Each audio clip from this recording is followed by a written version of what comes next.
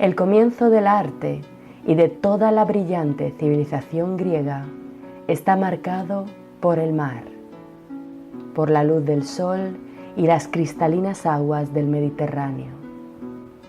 En torno a la cuenca de esta enorme masa de agua salada nacieron, florecieron y también sucumbieron algunas de las más influyentes civilizaciones cuyas ideas modelaron y aún siguen determinando el camino de toda la humanidad. El Mediterráneo ha sido testigo de la evolución de los egipcios, de los hábiles navegantes fenicios, del pueblo hebreo, de los griegos y de los romanos, que lo emplearon para dominar todo el mundo conocido hasta el punto de llamarle Mare Nostrum. Culturas a las que debemos no solo los lazos de un pasado histórico compartido, sino el fundamento de nuestra política, de nuestras leyes, de la economía, de la ciencia, de la filosofía y, por supuesto, del arte. Con sus aproximadamente 2,5 millones de kilómetros cuadrados y más de 3.800 kilómetros de longitud, el Mediterráneo es y ha sido el escenario omnipresente de la gloria y la derrota, de las luces y las sombras de Europa. En todo el viaje que hoy comenzamos por la historia del arte griego, este mar será omnipresente. Fue en torno a sus aguas donde los helenos forjaron sus ideas, ideas que han llegado hasta nuestros días con la misma frescura e intensidad. El mar jugó un papel esencial, uniendo y separando, y fue el elemento natural, generador de muchos aspectos de esta civilización. La insondable e inestable complejidad de la naturaleza marina, cuyo oleaje, tormentas y remolinos tienen la capacidad de sobrecoger al ser humano. Su grandeza, su misterio y su hermosura fueron puntos de inspiración en torno a los cuales se forjaron gran parte de las creencias griegas, como por ejemplo el aprecio de los griegos al cambio, la transformación y la innovación de las ideas, que tanto los distinguirá del resto de pueblos mediterráneos y que nosotros estudiamos en nuestros cursos de filosofía. El mar fue un espacio compartido por los dioses y los hombres. La fuente misma del origen de la vida, según la mitología griega, pues del mar estéril nació Afrodita, la diosa del amor.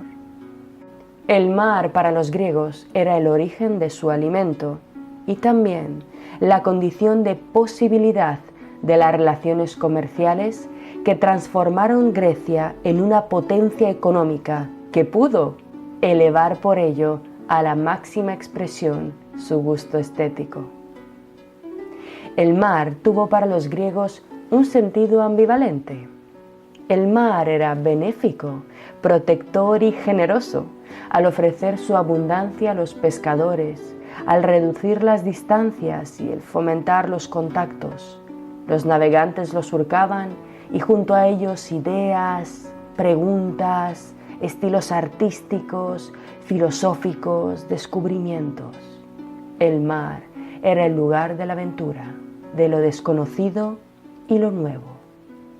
Pero el mar también era algo dañino y maligno.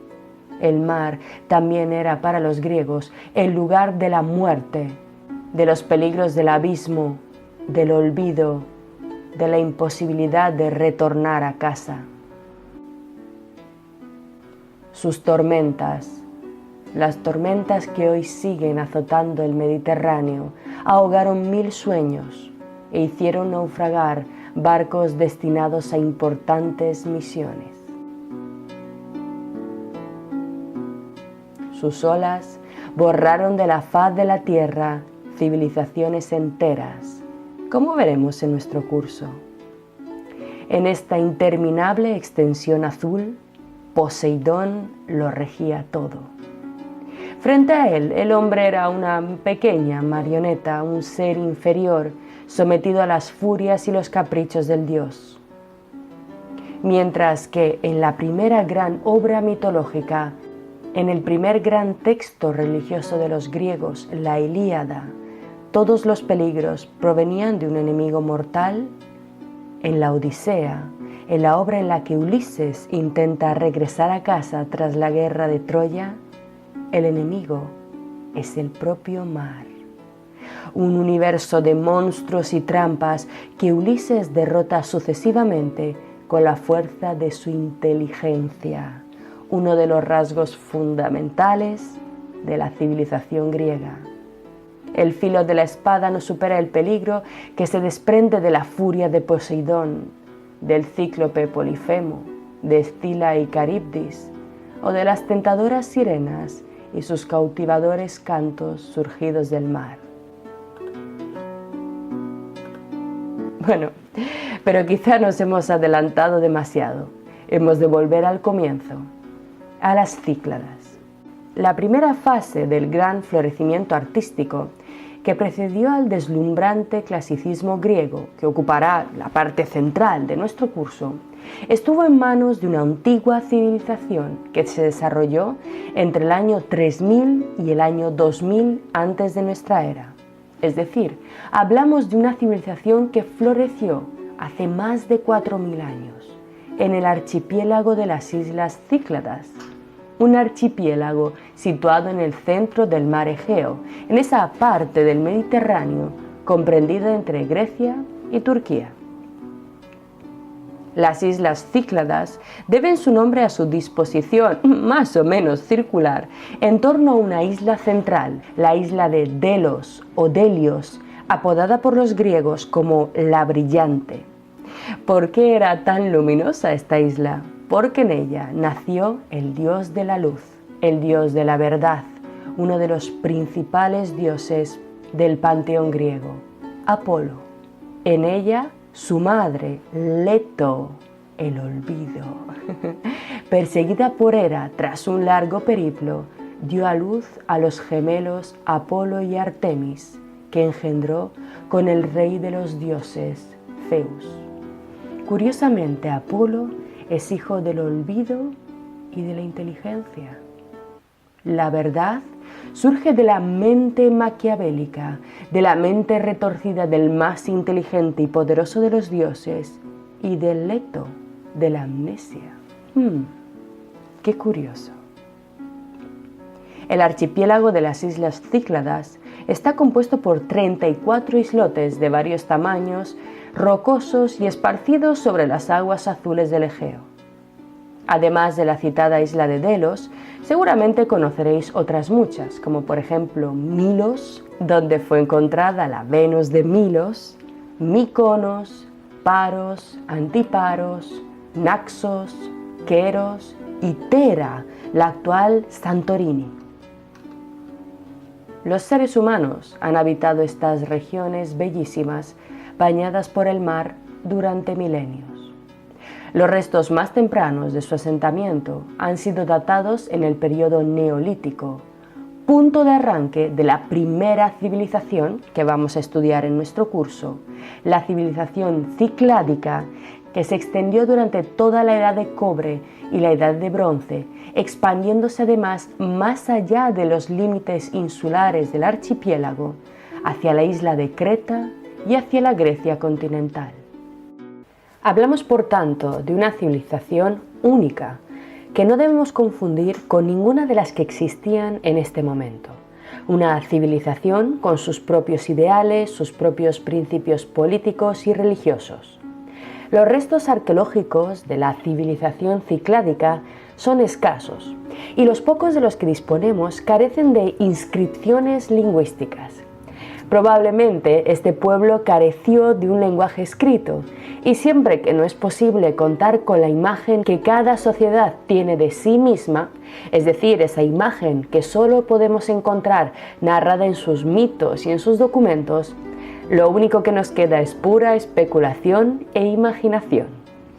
Es importante no olvidar esto, ya que la historia, la propia actividad de investigación del pasado, sea este nuestro pasado artístico, político, filosófico, tiene también su propia historia.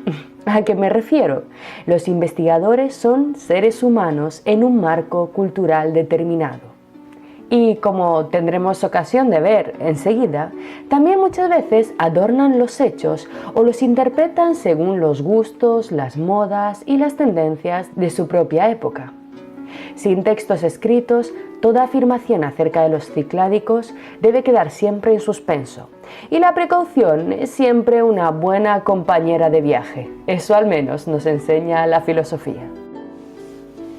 Ya lo dijo Ortega, maestro de maestros. Siempre que enseñes, enseña a la vez a dudar de lo que estás enseñando.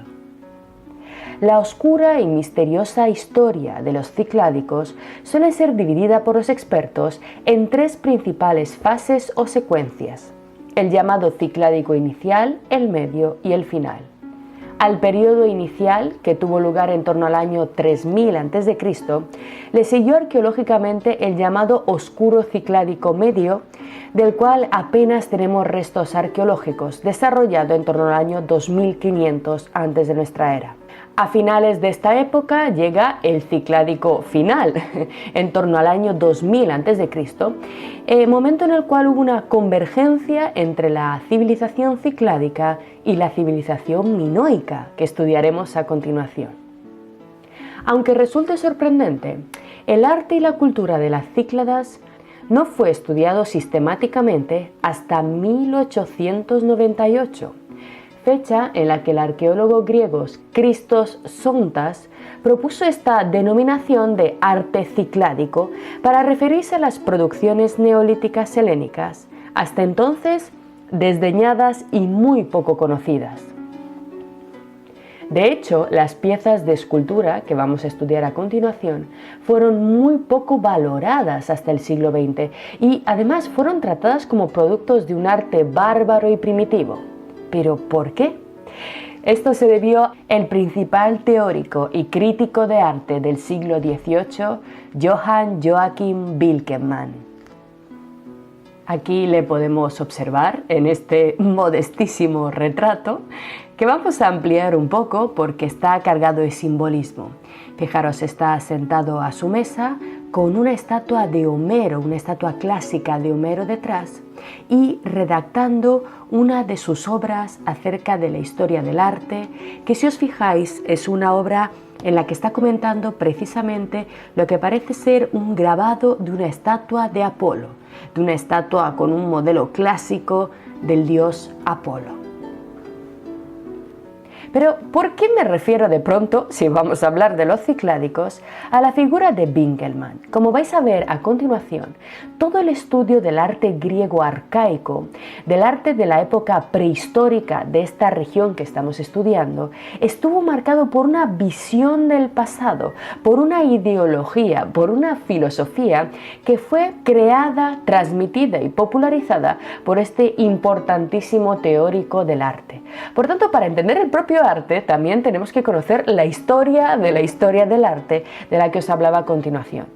Fijaros, Winckelmann fue el iniciador de una tendencia en la historiografía alemana marcada por una profundísima admiración e identificación con la cultura griega que encontramos también en otros autores del romanticismo y sobre todo de los siglos XVIII y XIX alemanes, autores como Schiller, Goethe o Hölderlin. Este último acuñó una de las frases más famosas que nos hacen entender esta adoración por el arte clásico. En Grecia se puso el fundamento de todo conocimiento, de toda ciencia y de toda belleza y forma. Y Winckelmann, siguiendo esta línea, llegó a afirmar: la única manera que tenemos para hacernos grandes, y si es posible ser inimitables, es la de imitar a los antiguos.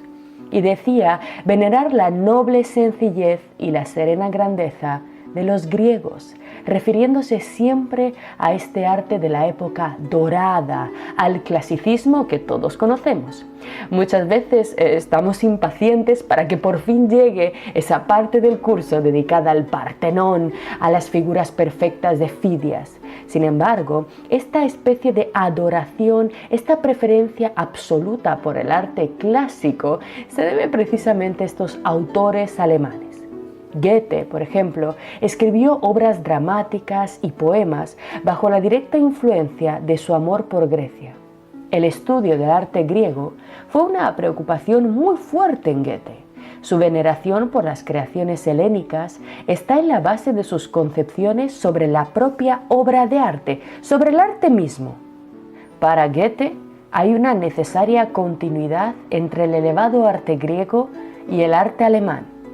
Nos dice Goethe: las más puras fuentes de arte han quedado abiertas. Feliz el que las encuentre e imite. Buscar estas fuentes quiere decir salir al encuentro de Atenas. Y pues Dresde se convierte desde ahora en la nueva Atenas. Esta identificación y admiración alemana por las obras clásicas es comprensible si reparamos en la concepción de la antigua Grecia, que será sistematizada y expresada con claridad en la obra estética de Winckelmann. Para Winckelmann, la antigua Grecia representa un estado ideal de la cultura y de la civilización imposible de igualar. Winckelmann pensaba que todas las épocas posteriores al clasicismo griego no fueron sino etapas truncadas de un arquetipo civilizatorio perfecto, el más elevado y verdadero.